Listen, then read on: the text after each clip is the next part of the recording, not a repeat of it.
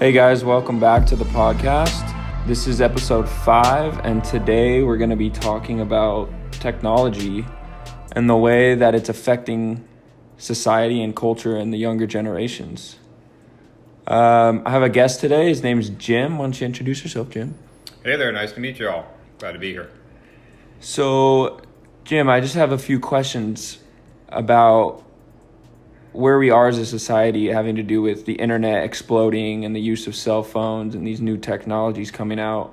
In this day that we live in where everyone's so heavily influenced and controlled by these technologies, what are your thoughts on this? As someone who grew up without a cell phone, without the internet, how do you feel that the use of these things is affecting people in general?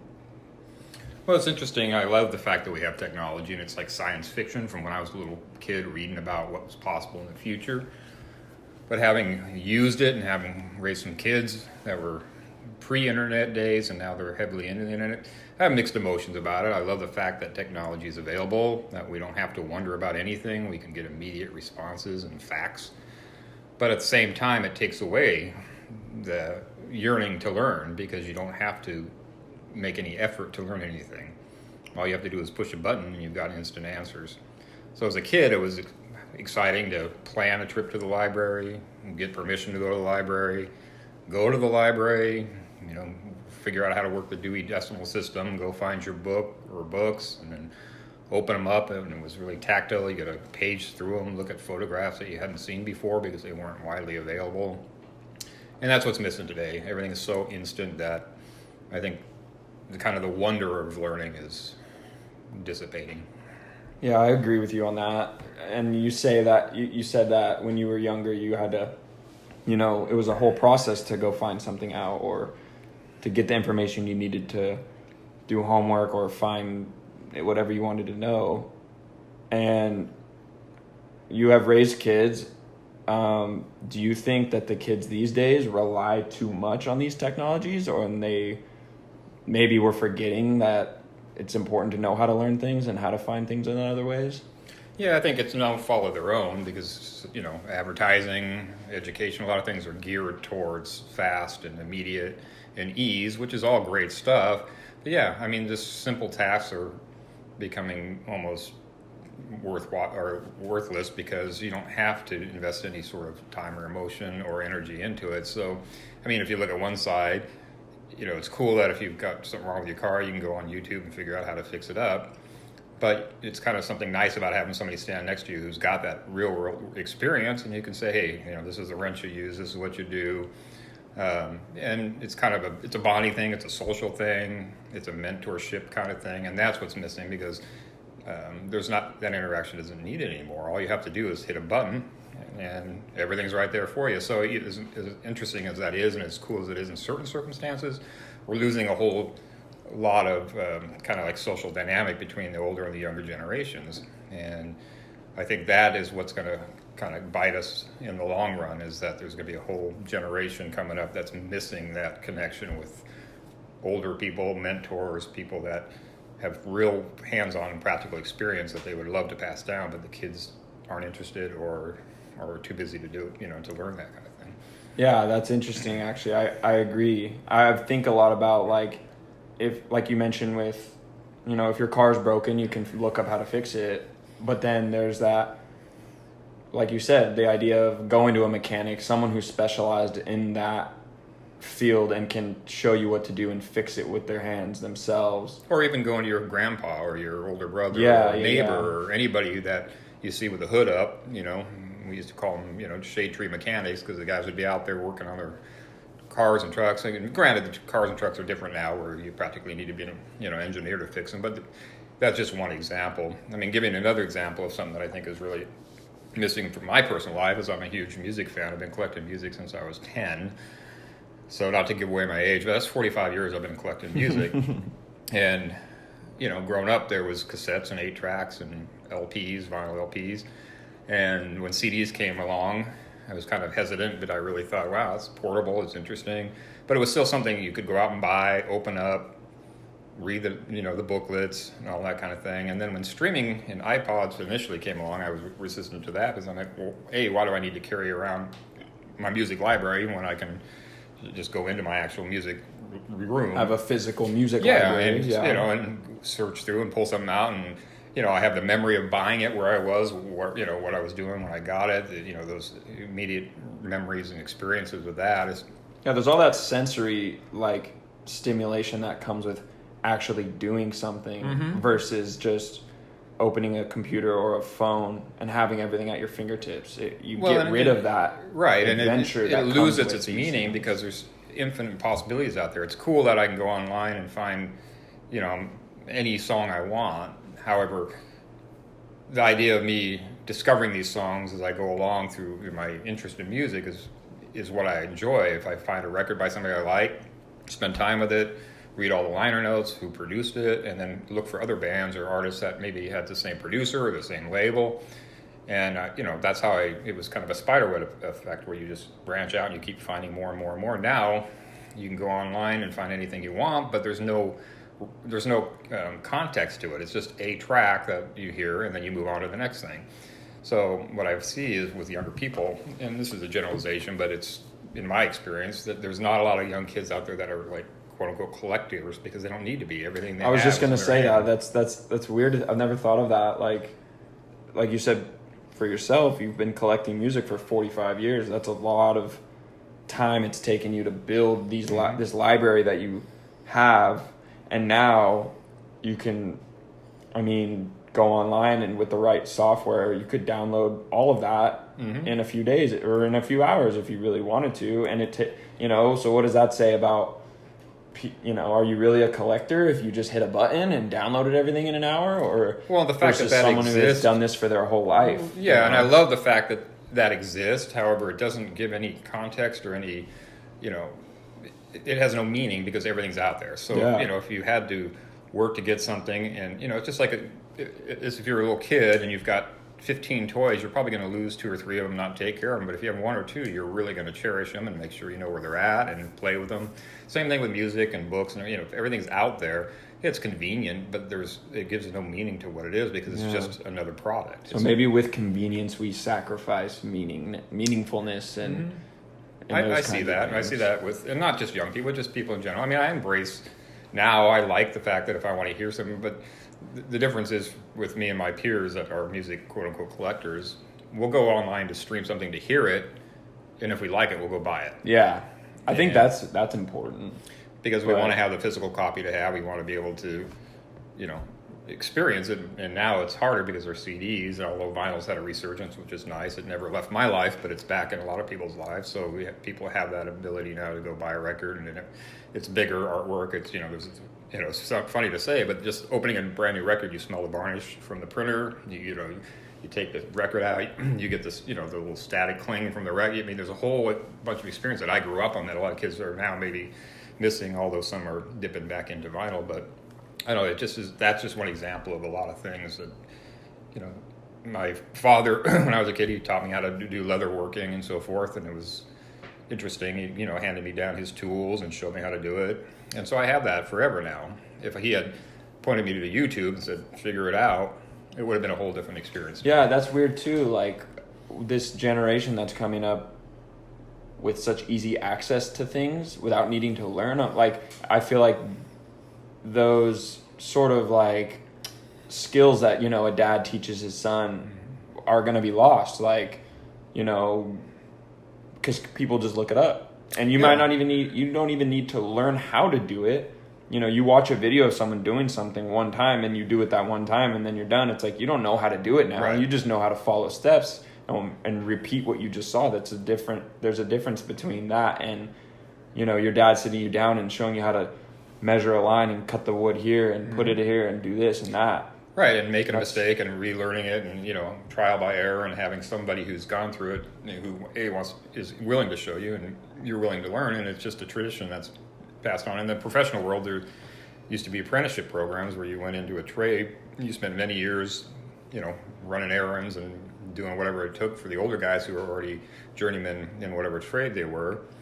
And now they really don't even have that anymore. So all those years of experience that somebody who was out in the field and making things happen is not being passed down, so that there's going to be a big gap, but practical skills that are missing. Sure, people can watch a YouTube video or watch a series of a PowerPoint or something and get the basics, but the real world experience is going to be, there's going to be a real lapse in that. So I think we're going to have a lot of people that are capable, but not a lot of people that are experts. I think that's a good way to put it. Getting away from like the more of the internet stuff, talking more about specifically like cell phones, because cell phones are like dominate everybody's life now. You virtually can't live in you can't really live in the world nowadays without cell phones, without, what bothers you the most about that, about, cell phones and that idea that you kind of have to have one, whether you want it or not, you sort of have to have one. Well, I'll tell you what I like about it is the fact that it's, back in the day it was you had to find a payphone and you had to have some change in your pocket, got to call your mom to let her know you're on your way home from school or go to a friend's house. Then it was a pager, which was super high tech back in the day. And every time it buzzed on your hip, you thought you were, the coolest guy. So when cell phones came along, I thought, wow, what a cool technology. That's like reading about, Dick Tracy and his watch when I was a kid and all this stuff. And the idea that you can hold a computer in your hand is incredible. And I love that aspect of it. And so I don't really have any issues with cell phones other than the fact that it's such a, it makes you feel like you're missing something unless you're on it. So that's true. You can't sit down and have dinner without somebody on their phone or texting pictures of their food or whatever. I mean, for more time than humans been around, there were not cell phones and that kind of technology. Somehow we managed to eat a dinner without showing pictures to people and missing a call. Or, you used to have to wait till you got back to the house to see if the red light was blinking on your answering machine before you knew somebody was looking for you. Yeah, that is weird. It is weird. There's no separation anymore between people. And that's what bothers me about cell phones is people just can't put them down. And you get that addictive quality where you have to check it, just turn it on every, hit the button every 2 minutes just to see if somebody's interested in what you're up to or checking, And in reality, what could be that important? Yeah, I think what's weird is it's not necessarily the phone aspect of it. The cell phone is hugely convenient. It's when they merged it with the internet, and like you said, you now have a computer in your pocket. That's when this addiction began, with social media and the constant notifications of everything that everyone is up to. Like if it was just phone calls and text messages, that's one thing. But people, especially younger kids, they're texting, but the majority of the time they're online, seeing what everybody's doing, posting what they're doing, and seeing what kind of likes they can get and retweets they can get. Well, that's how they get validation, and it's not just kids either. It's adults. I mean, you fall into that trap where, I wonder what somebody's doing. I wonder if they liked what I put up or this or that. And it's, to me personally, it's like, who's that important that you need to display everything you do publicly? I mean, I think that's going to come back and haunt a lot of people when they get, younger people later in life when they try to get jobs or do whatever, because everything is, retrievable. So something you did at 12 or 13, you're not going to be that same person at 25 or 30, but those are still your footprints. They say once it's out there, it's out there. That is a big issue that we're still just getting into. Yeah. So that's one real big downside that it's really going to come to light in the next decade or so, or even less time than that. But I love the fact that we have that technology because it is like science fiction. Although ironically, when phones came out, I find this humorous. It was how small could they be, and now we've gone to the other extreme. And all the new phones are like, how big can they be? Yeah. So I don't understand, why things are switching like that. But I guess eventually we'll have an iPad that everybody walks around with. Yeah. But I think it's more for parents with young kids. You can't take away technology because that's not fair and it doesn't make any sense. But you certainly can control it, and just like you teach your kids manners, you teach them social skills like that. And when you're at a restaurant, the phones don't come out. It is almost like this whole new set of rules that parents need to know to show their kids. And I think the kids that are growing up with the technology now will probably actually have a pretty good understanding of how to raise their kids with it. I hope so. But there is this skipped generation right now that has kids, and they aren't super familiar with the technology, but their kids have it. It's the quote unquote, the millennial types, or whatever, that it came to them midway through their adolescence or whatever, and they embraced it, and the parents were struggling with it because they didn't know what it was, so it almost made the divide bigger because the parents didn't understand it, the kids were wanting it, so the kids were more sneaky about getting it, and the parents weren't savvy enough to understand that. So that generation is the one that are really struggling right now because, there were no really sets of rules. It was all new. Right. Yeah. So I think you're right with the kids that have had technology and then they have children. They, just through the media and the press, they see what damage it can do. So I'm hopeful that they will step in and set their own boundaries for their kids, so the next generation, I hope, will have a little more balance. But it's the Wild West out there with this stuff. But the ironic part to me is it's just how important everybody thinks they are. And for so many years, you do what you do, you live your life, you get credit for what you do, you get punished for what you do wrong, but it's not all public, and now everything is public. Everything. It's crazy. And people they do it to themselves. They're putting it out there. No one's forcing you to. No. It's weird. I was going to ask you mentioned some things, but if there's anything else you would add as maybe like a last question, what are some things you would caution to people when it comes to the overuse of cell phones and the internet and this immediacy that people seemingly need all the time? I don't know. I just think, it's the people that you surround yourself with, whether friends or family, I think that's where it starts. You need to be, honest with your friends and family and say, hey, put the phone down. Yeah. And if they see a post that you put up that's not really representative of you as a person or you, the family or the group, to be able to call them out, face to face, not via some sort of technology device, because that's the problem. People have very little, actual person-to-person discussions anymore. It's all done, and it's true. And you can't really, inflections and attitudes and posture and all that. None of that comes across, and everybody's brave behind a keyboard. Yeah, I was just going to say. You need to be able to look somebody in the eye and say, hey, man, that's wrong. Yeah. And we need to address that. Or, hey, great job. And it's much more validation. I always joke that, people I know on their birthdays, they get, I got 200 birthday wishes. I go, well, how many birthday cards did you get? Yeah. Well done. So I said, so really you had, 100 people looking at Facebook for giving you 1 second of attention while they hit whatever button to like or whatever, and then move on.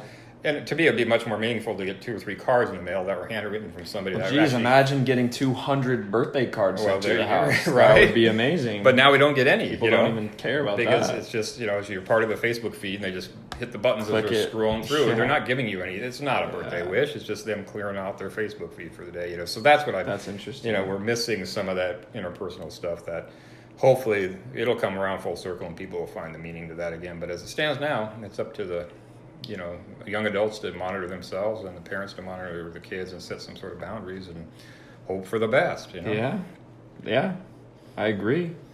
Well, thanks for talking today. It's an interesting topic, and I think it'll continue to come up as the years go by and technology continues to progress, which it definitely will. But I think that's about it for today. Well, thanks for having me on. And let me know when you post it so I can listen to it. Yeah, you got it. All right. We'll see ya. Thanks. Bye.